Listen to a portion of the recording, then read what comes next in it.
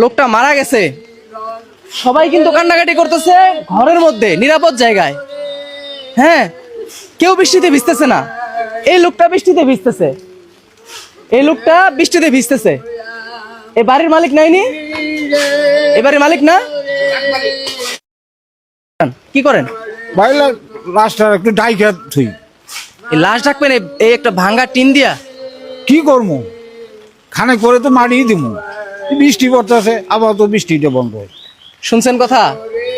মারাই গেছে, একটু পরে মাটি দিবে, এই জন্য এই যে তার কপালে জুটছে এটা একটা টিন। অথচ ইনি বাড়ি করে দিয়ে গেছেন, বাড়ির চলমান কাজ, এই বাড়ির চলমান কাজ বাড়ি করে দিচ্ছে ইনি এনাদের জন্য, একটা টিন নিয়ে আসছে ঢাকার জন্য। এটা কি ঠিক হইলো? কেন ভাই, বিয়ে ঠিক কোনটা হইলো? মইরেই গেছে।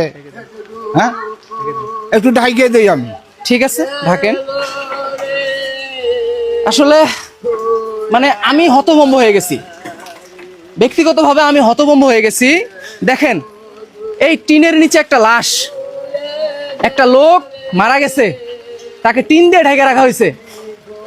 তারই আত্মীয় স্বজন, তারই ভাই তাকে এরকম একটা ভাঙ্গা টিন দিয়ে ঢেকে রাখছে যাতে বৃষ্টিতে লাশটা না ভিজে। আমরা একটু কথা বলার চেষ্টা করি। আপনার কি হয়? পিতা হয় গো। আপনার বাবা? হ্যাঁ, আপনি যে মারা গেল, আপনারা তো সবাই ঘরের মধ্যে আছেন, লাশটা ভিজাচ্ছেন, ওই যে একটা টিন দিয়ে ঢাকলো। কি করে যাবো বৃষ্টির দিন, আমি কি করবো এখন?